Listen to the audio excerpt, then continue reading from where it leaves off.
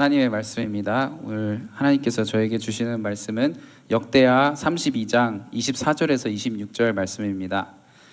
그때에 히스기야가 병들어 죽게 되었으므로 여호와께 기도하매 여호와께서 그에게 대답하시고 또 이적을 보이셨으나 히스기야가 마음이 교만하여 그 받은 은혜를 보답하지 아니하므로 진노가 그와 유다와 예루살렘에 내리게 되었더니 히스기야가 마음의 교만함을 뉘우치고 예루살렘 주민들도 그와 같이 하였으므로 여호와의 진노가 히스기야의 생전에는 그들에게 내리지 아니하니라. 아멘. 아멘. 오늘은 지난주에 이어서 영적 성장의 방해, 영적 건강의 방해가 되는 요소들 그 두 번째 시간으로 우리의 영적 건강을 해롭게 해서 하나님으로부터 멀어지게 만드는 것 중에 교만이라는 주제를 가지고 함께 은혜를 나누려고 합니다. 어느 교회에 주일 예배 설교를 초청받아 오신 어느 목사님이 그날 교만에 대해서 설교를 했다고 합니다. 설교를 다 마치고 나서 성도들과 함께 인사를 하는데 어느 여자 성도님이 목사님과 인사하면서 목사님, 오늘 제가 목사님 설교 들으면서 참 많이 회개했습니다. 왜냐하면 제가 그동안 우리 교회에서 가장 예쁘다고 생각했는데 그것이 교만인 것을 알았습니다. 이 목사님이 그 성도의 얼굴을 한참 보시더니 이 성도님은 이 교만의 죄보다는 착각의 죄가 더 큰 것 같습니다. 그렇게 이야기하더라는 거죠. 영적 성장을 방해하는 우리들의 삶 가운데 깊숙이 자리 잡아 있는 이 교만에 대해서 우리가 함께 오늘 말씀 나누면서 은혜 나누기를 원하는데, 오늘 본문은 구약 역사 가운데 히스기야 왕의 이야기를 소개하고 있습니다. 다윗과 솔로몬 왕 이후에 이스라엘 왕 중에는 하나님을 잘 섬기는 왕들이 별로 없었습니다. 그런데 이 히스기야 왕은 이스라엘의 역대 왕들 중에 하나님을 잘 섬기고 믿음이 좋기로 소문이 난 그런 왕이었습니다. 흩어져 있던 제사장들을 다시 불러들여서 예배를 회복하고 또 하나님의 선하심으로 나라를 그렇게 다스렸던 왕입니다. 그래서 정말 많은 축복을 누리게 되었습니다. 그런데 오늘 본문에 보니까 이 히스기야 왕이 병들어 죽게 되었다는 사실을 우리는 알게 됩니다. 우리가 열왕기하 20장 말씀을 보면 이 이야기가 더 자세하게 나오지요. 선지자 이사야가 이 누구죠? 히스기야 왕에게 와서 이제 하나님 말씀을 전하는데, 너는 집을 정리하라, 너가 죽고 살지 못하리라, 그렇게 선포합니다. 그러자 히스기야가 벽에 얼굴을 대고 심히 통곡하며 하나님께 기도합니다. 하나님을 붙듭니다. 그때 하나님께서 그 부르짖는 히스기야의 모습을 보고 긍휼히 여기셔서 주님께서 마음을 돌이키십니다. 그리고 나서 15년을 더 살게 해주시겠다고 약속하시는 거죠. 그때 히스기야 왕이 더 확실한 증거를 보여달라고 하나님께 떼를 씁니다. 그래서 하나님께서는 그 기도까지 응답하셔서 정말 15년을 더 생명을 연장하게 하시는 그 표징으로 어떤 표징을 보여주셨죠? 해 그림자를 10도 뒤로 물러가게 하는 그런 기적을 보여주셨습니다. 이게 무슨 말이냐면요, 해 그림자가 10도 뒤로 갔다는 것은요, 지구가 돌다가 약 40분 동안 멈춰버린 그 상태입니다. 히스기야 왕 한 사람을 위해서 전 세계의 사람들이 불편을 겪은 겁니다. 5시면 퇴근해야 하는데 갑자기 시간이 4시 20분으로 변해서 40분을 더 일해야 하는 그런 불편을 겪었다는 거죠. 그런데 조금 이해가 되시죠? 이 이야기가 바로 오늘 본문에 요약되어 나와 있는 겁니다. 여러분, 이쯤 되면 하나님께서 덤으로 주신 15년의 인생, 하나님의 엄청난 은혜를 받은 이 히스기야 왕은 어떻게 살아야만 했을까요? 제 생각에는요, 매 순간 감사하며 살아야 하는 것이 맞습니다. 보너스로 사는 인생이기 때문에 아침에 잠에서 깨어나서 눈을 뜰 때마다 감사합니다. 감사합니다. 이 감격하지 않을까 그런 생각을 하게 되죠. 그런데 오늘 본문 25절을 보니까 25절 한번 봅시다. 25절을 보니까 뭐라고 되어 있습니까? 히스기야가 마음이 교만하여 그 받은 은혜를 보답하지 아니하니라고 말씀하고 있습니다. 여러분, 문제는 병이 나은 것이 아닙니다.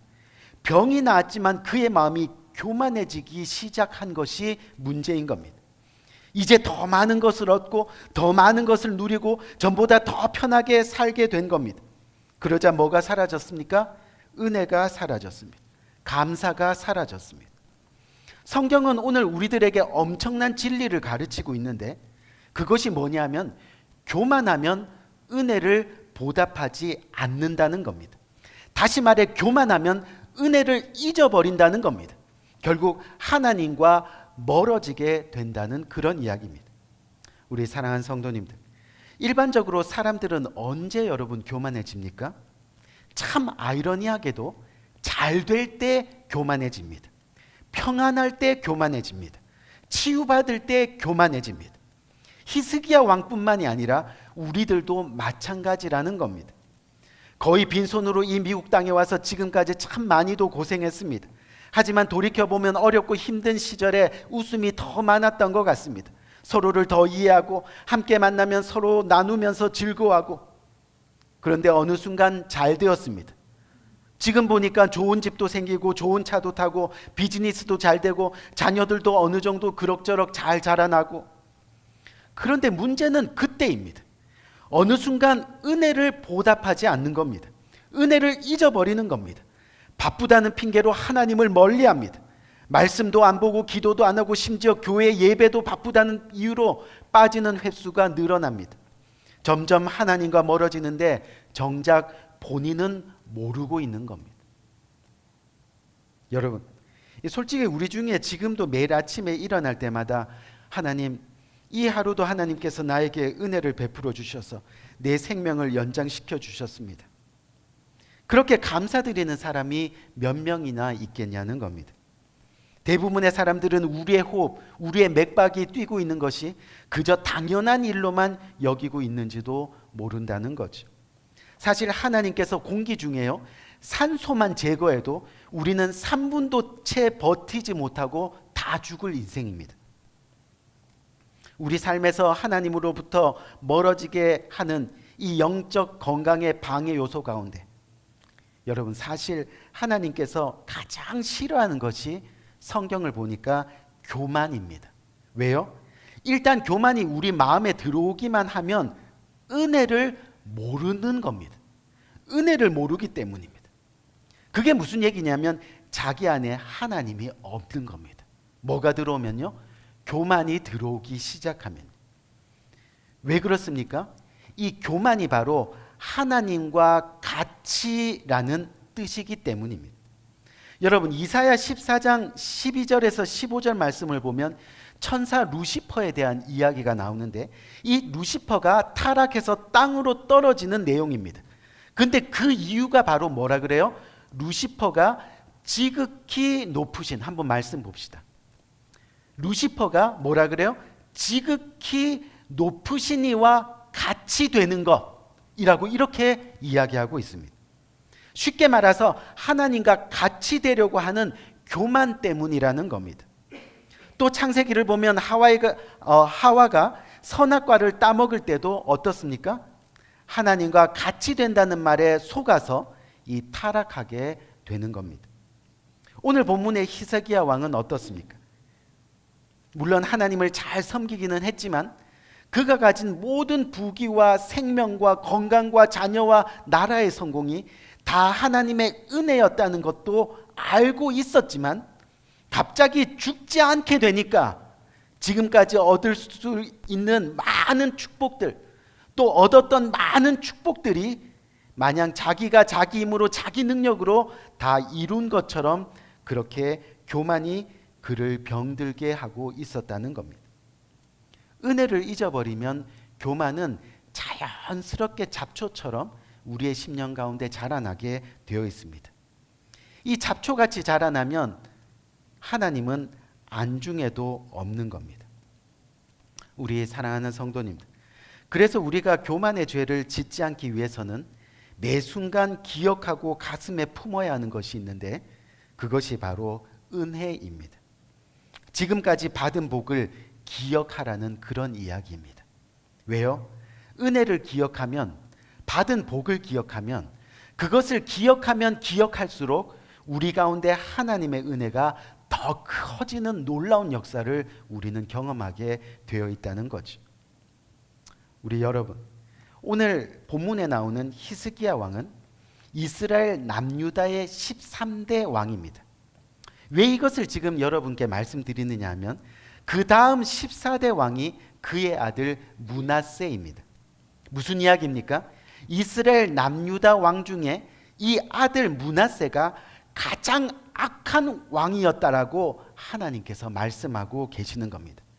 성경을 연구하다 보니까 이 히스기야 왕이 생명을 15년 연장받았을 때 은혜를 잊어버리고 감사하지 않고 오직 교만한 마음으로 하나님을 멀리하면서 살았던 그 시간에 므낫세가 태어났습니다. 쉽게 말해서 히스기야가 하나님의 은혜를 기억하지 못하는 그 시간에 태어나고 자라났다는 겁니다. 감사가 없는 가정에서 자라난 겁니다. 많은 복이 너무나도 넘쳐나는데 그 입에서 감사 찬양 한번 들어보지 못하고 자라난 겁니다. 그 결과가 너무 가슴이 아픕니다. 오늘 본문의 다음 장인 33장을 보면 아들 이 므낫세 왕이 악한 짓을 한 것만 열거해 놓았습니다. 못된 짓은 다 했습니다. 결국 나 하나의 교만이 다음 세대를 망하게 한 겁니다. 다음 세대가 하나님을 모르게 만드는 겁니다. 뭐가요? 교만이 말입니다. 이렇게 교만하면, 그래서 감사가 떠나면 하나님의 은혜도 더 이상 그 위에 머물러 있지 않는다는 것을 우리는 기억해야 합니다. 비록 오늘 본문 말씀에서 26절을 보니까 뭐라고 되어 있습니까? 26절, 히스기야가 마음의 교만함을 뉘우치고 예루살렘 주민들도 그와 같이 하였으므로 여호와의 진노가 히스기야의 생전에는 그에게 내리지 아니하였더라. 이 너무나 다행입니다. 히스기야 왕이 교만함을 뉘우쳤다라고 말씀합니다. 주님 앞에 돌아갔습니다. 그래서 히스기야 왕 생전에는 하나님의 진노가 내리지 않았습니다. 그런데 중요한 것은 뭐냐면 나 혼자만 돌이켜서는 안 된다는 겁니다. 지난 시간 나누었던 게으름처럼 가족 전체를 돌보지 않으면 안 된다는 겁니다. 그것이 죄입니다. 돌보지 않는 것이 게으름이고 죄인 겁니다.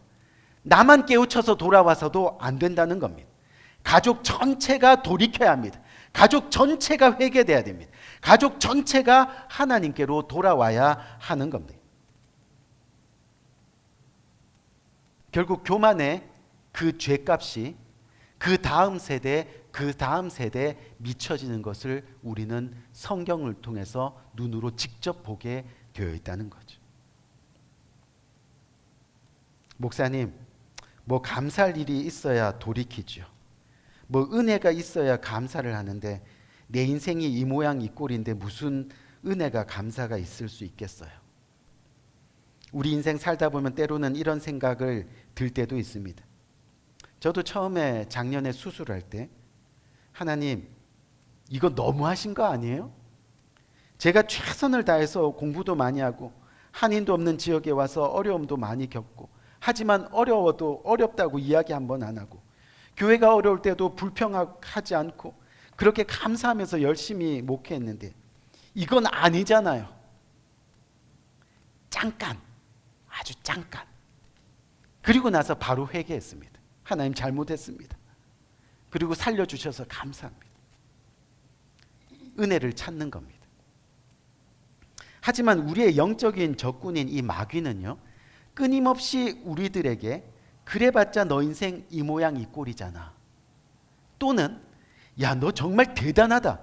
이렇게 잘 사는 것 너가 지금 수고하고 지금까지 너가 노력한 너의 능력이야. 너의 힘이야. 그렇게 하면서 교만의 씨를 우리들 마음에 심으려고 하는 겁니다. 사랑하는 성도님들, 비록 무화과 나무가 마르고 열매가 없고 감람나무 소출이 없고 우리의 양이 없고 외양간 송아지가 없어도 오늘 하루도 하나님으로부터 새로운 생명을 연장받은 우리들은 하나님 한 분만으로 인해 마땅히 은혜를 누리고 감사하며 살아야 한다는 겁니다. 지금까지 여기까지 오늘까지 우리를 인도하신 하나님의 은혜를 기억하면서 말이죠. 그래야 그것이 바로 교만과 싸워 이길 수 있는 겁니다. 잠언 16장 18절 말씀 한번 볼까요?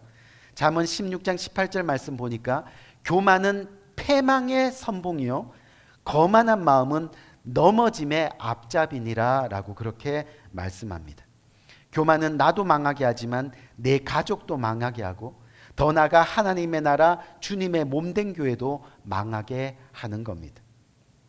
제가 수술하고 나서 하루는 서재에 앉아서 지금까지 내게 있었던 은혜와 감사를 생각하는 시간을 가진 적이 있는데요.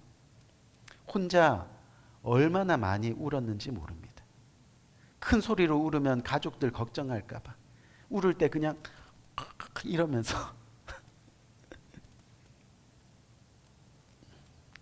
분명한 것은 우리 안에 은혜와 감사가 있으면 이 교만이라는 바이러스는 절대 침투하지 못합니다. 침투했다 하더라도 어때요? 금방 회복됩니다.